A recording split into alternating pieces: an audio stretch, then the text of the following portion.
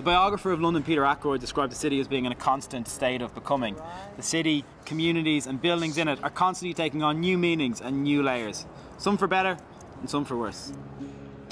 Your time has fine. The Wapping project is certainly one of the better ones. It was originally built to supply the district with hydraulic power.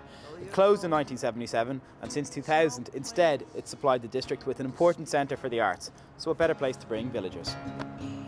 Well, it gave you the courage to run, and I am grateful for your company, and I am grateful you belong, and I am thankful for the misery from which I stole this grateful song. You must have come to London a lot between all the various guises of your previous band and with Villagers as well, and being signed to Domino, a UK label as well. When you're an Irish band, it's a real going to London.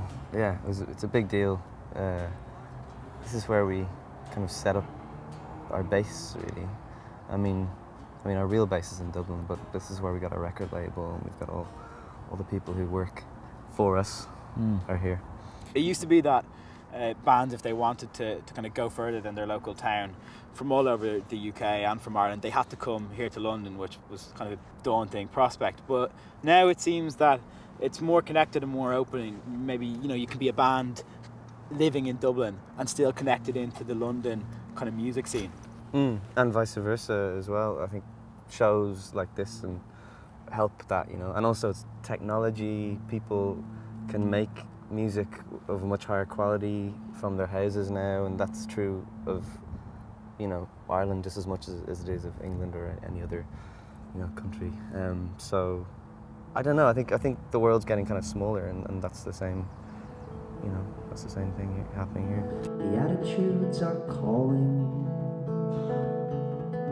The attitudes. You did the sound check in Wilton's there, which is not the first unusual venue you've played in London. You played in Hackney Church a while back as well, which was probably a similar setup.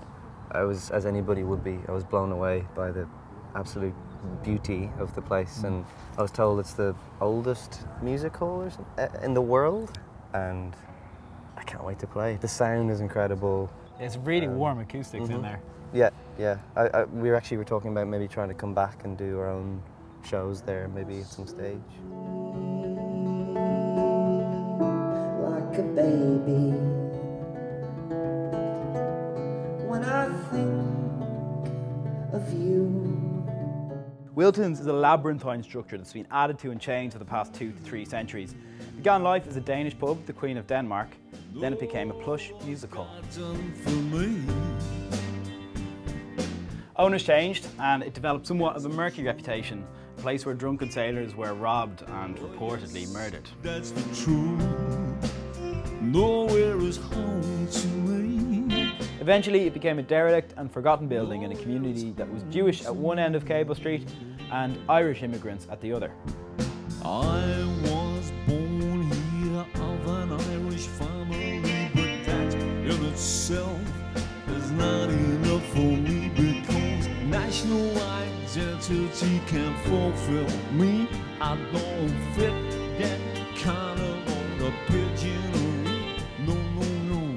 How much did Irishness figure in your childhood when you were growing up in Wolverhampton? In those days, it was about. I mean, my thing is really second generation Irish. I think that is a very different experience to first generation Irish. Certainly, yeah. Yeah. You know, all of those people were like my friends at school who were in a similar, from the same background. You know, all the dads were builders.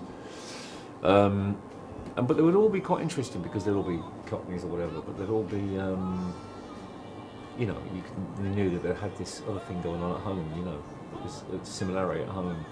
But the interesting thing about them is that, even at that time, you know, it was a stereotype of like the paddy. Do you know what I mean? The paddy coming off the building site. And there'd be comments like, oh, look at him, he's just come off the boat. That was the kind of thing you'd hear, you know. But all of these kids, pretty much all of them, were noticeable because they were second generation.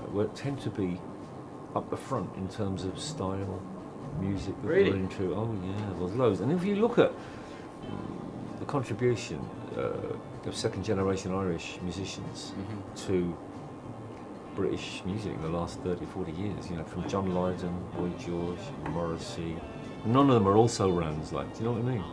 None of them, they've all got a real edge to them. So I think there is something in that.